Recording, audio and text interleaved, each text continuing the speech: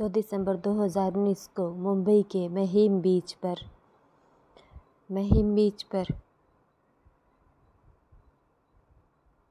हर दिन की तरह लोग टहल रहे थे, लेकिन तभी अचानक एक व्यक्ति की नज़र समुद्र की लहरों की तरफ पड़ी, जहाँ पर एक सूटकेस पड़ा हुआ था। सूटकेस को देखते ही लग रहा था कि शायद इसमें कोई कीमती चीज़ हो सकती है, इसलिए वह तेज़ी से उसकी तरफ बढ़ा। लेकिन जैसे ही उसके पास पहुंचा तो सूटकेस के पास जाते ही उस व्यक्ति को बहुत अजीब सी और बहुत ही गंदी बदबू आने लगी, जिसे वह तुरंत समझ गया कि इस सूटकेस में कुछ तो गड़बड़ है। इसीलिए वह व्यक्ति तुरंत पुलिस को फ़ोन करता है और सारी बात पुलिस को बताता है। फिर कुछ समय बाद पुलिस भी मौके पर पहुंच जाती है। इसके बाद सूटकेस को खोल कर देखा जाता है, लेकिन जैसे ही सूटकेस को खोला गया तो वहां पर मौजूद सभी लोगों के होश खराब हो गए, क्योंकि उन लोगों ने उससे पहले ऐसा दृश्य नहीं देखा था। क्योंकि सूटकेस के अंदर एक इंसान का प्राइवेट पार्ट था, उसके एक हाथ कटा हुआ था, एक पैर भी मौजूद था। और यह तो नॉर्मल सी बात है कि यह सब देखने के बाद कोई भी हैरान रह जाएगा, लेकिन पुलिस के लिए सबसे बड़ी बात यह थी कि वो सूटकेस समुद्र की लहरों से बहता हुआ किनारे पर आया था, जिसकी ना कोई पहचान थी और ना ही कोई सुराग। इसी कारण पुलिस वालों के लिए यह केस एक बहुत बड़ी चुनौती बन गया था। आखिरकार यह कैसे पता लगाया जाए कि यह व्यक्ति कौन है और उस व्यक्ति का यह हश्र किसने और क्यों किया है। लेकिन फिर जिस तरीके से पुलिस वाले इस केस को सॉल्व करते हैं वह वाकई में काबिले तारीफ़ है। और जैसा कि पुलिस वालों ने सूटकेस को खोलकर देखा था तो उसमें एक हाथ, एक पैर और पॉलिथीन में लिपटा हुआ प्राइवेट पार्ट होता है। लेकिन इन चीज़ों से मृत्यु की पहचान कर पाना बहुत मुश्किल था, मगर उस सूटकेस में मात्र एक ऐसी चीज़ होती है जो इस पूरे केस को सॉल्व कर देती है। उस सूटकेस में कुछ कपड़े होते हैं और वह कपड़े सिर्फ इसीलिए और इसलिए तरीके से रखे गए थे ताकि उन अंगों से निकलने वाला खून उन्हीं में सिमटा रहे और उस सूटकेस से बाहर ना निकल सके। इसके बाद जब उन कपड़ों की तलाशी ली गई तो उनमें भी कुछ खास नहीं मिला। उन कपड़ों में पैंट, टी शर्ट और एक शर्ट थी। इसके बाद पुलिस वाले कुछ मछुआ औरतों को बुलाते हैं और उनसे कहते हैं कि तुम समुद्र के अंदर जाकर ऐसे ही किसी सूटकेस की तलाश करो, या फिर ऐसा ही कोई बैग हो सकता है और ऐसा इसीलिए किया जा रहा था, हो सकता है वहीं कहीं पर उस व्यक्ति की बाकी बॉडी पार्ट्स भी मिल सकते हैं किसी सूटकेस से, किसी बैग में। लेकिन बहुत मशक्क़त करने के बाद भी उन मछुआरों के हाथ कुछ भी नहीं लगता है।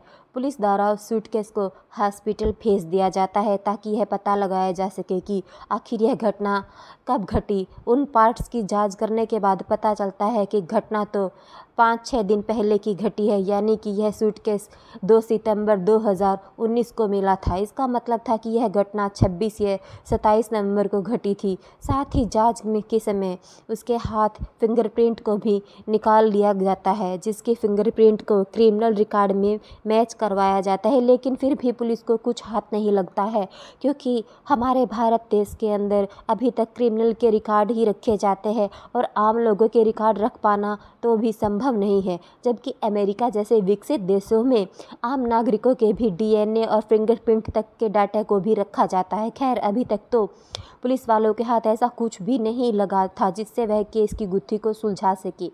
इसीलिए केस क्राइम ब्रांच को सौंप दिया जाता है और अब क्राइम ब्रांच की टीम अपने तरीके से इस केस को इन्वेस्टिगेशन करना शुरू करती है। सबसे पहले सूटकेस की अच्छे से तलाशी ली जाती है और हर एक चीज़ को बारीकी से जांच की जाती है, क्योंकि सूटकेस के अलावा पुलिस के पास कोई भी सुराग या सबूत नहीं था। और जैसे कि मैंने आपको पहले ही बताया था कि उस सूटकेस में कुछ कपड़े थे और उन कपड़ों में सब कुछ रेडीमेड था, लेकिन एक शर्ट ऐसी भी थी जो कि सिलवाई गई थी और उस शर्ट पर एक टैग भी लगा हुआ था जिस पर एलमेस वेयर लिखा था, और यही टैग इस केस को सॉल्व करने में बहुत बड़ी भूमिका निभाता है। इसके बाद क्राइम ब्रांच की टीम एलएमएस वेयर की शॉप को ढूंढती है और फिर थोड़ी ही जांच करने के बाद पुलिस को यह पता चलता है कि यह शॉप तो मुंबई के कुर्ला पश्चिमी बेलाग्राम रोड पर स्थित है। इसके बाद क्राइम ब्रांच की टीम बिना किसी देर के उस शॉप पर पहुंचती है और फिर पुलिस उस शर्ट को दिखाकर उनसे पूछती है कि क्या यह शर्ट आपकी यहाँ पर सिलवाई गई है,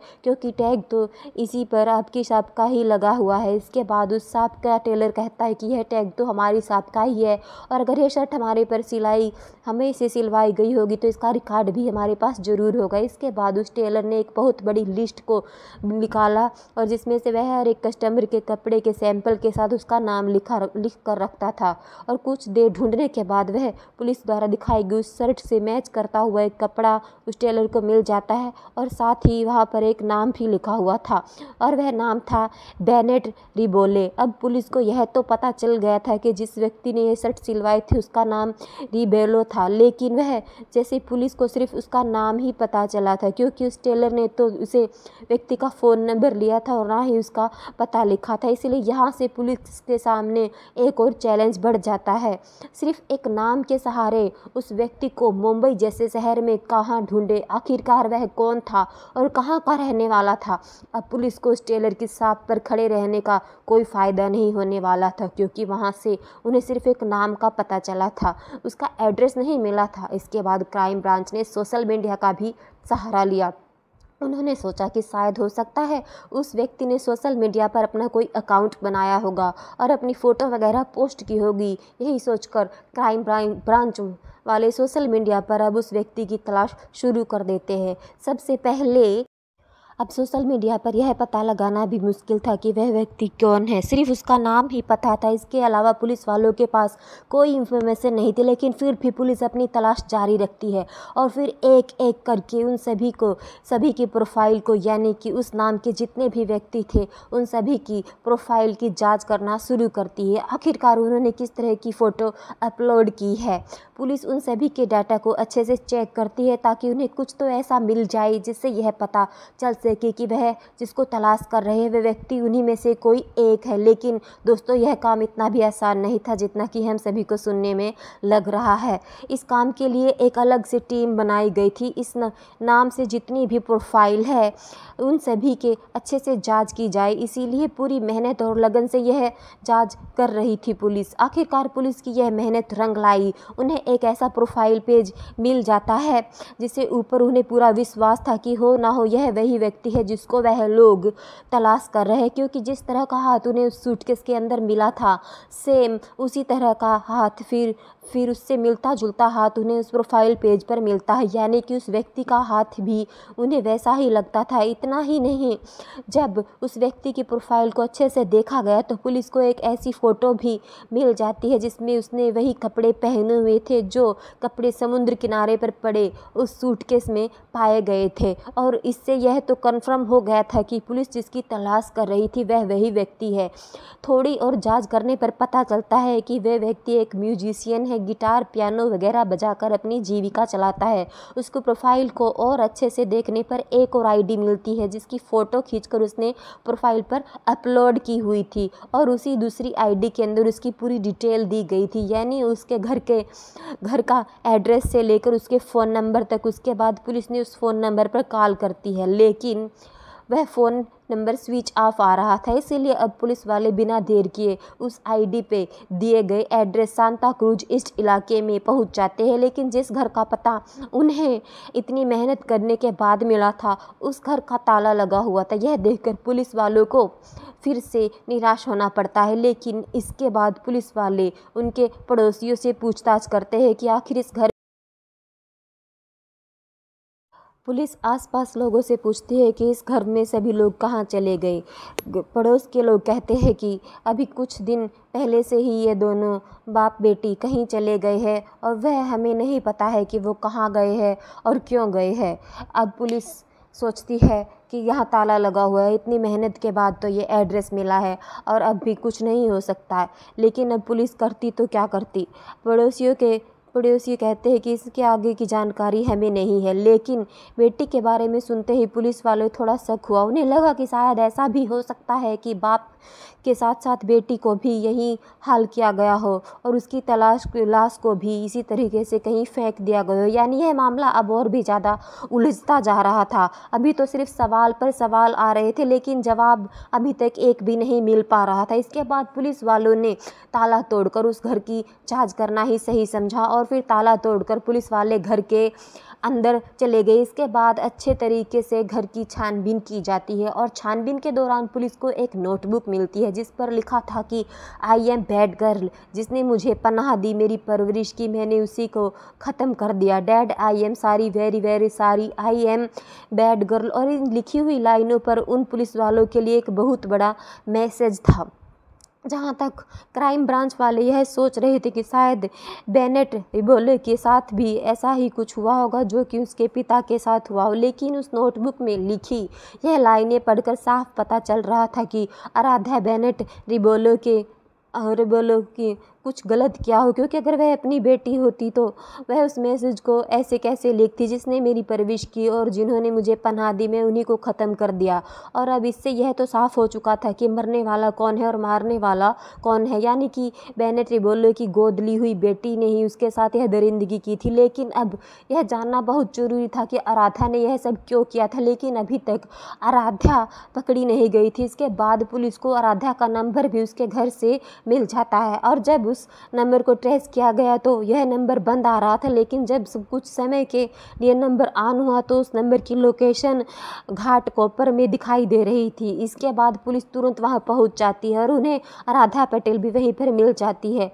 पुलिस वालों को देखकर आराध्या पटेल थोड़ी घबराई जरूर थी, लेकिन फिर वह खुद को संभाल लेती है और पुलिस वाले जब उससे यह सवाल करते हैं कि तुम्हें अपने घर क्यों छोड़ा, यहाँ पर क्या कर रही हो और तुम्हारे पिता बेनेट रिबोले कहाँ पर है। राधा ने बताया कि मेरे पिताजी यानी कि बेनेट रिबोले म्यूजिक के सिलसिले में आउट ऑफ कंट्री गए हैं और मैं घर पर अकेली नहीं रह सकती थी, इसीलिए मैं अपने दोस्त के साथ यहाँ पर रह रही हूँ। लेकिन जब पुलिस वालों ने आराध्या को वह नोटबुक दिखाई जिसमें उसने आई एम बैड गर्ल और सारी वगैरह लिखा हुआ था, उसे देखते ही बेनेट रिबोले की बेटी यानी कि आराध्या समझ जाती है कि पुलिस वालों को सारी जानकारी पता चल चुकी है और अब झूठ बोलने का कुछ भी फ़ायदा नहीं है। इसीलिए आराध्या ने खुद ही स्वीकार कर लिया था कि हाँ, मैंने ही अपने पिता को मौत के घाट उतारा है और उसकी लाश मैंने ही अलग अलग टुकड़ों में डालकर समुद्र में फेंक दी थी। आराध्या पटेल ने बताया कि उसके पिता ने यानी कि बेनेट रिबोले ने उसे गोद लिया था, उसकी परवरिश भी की थी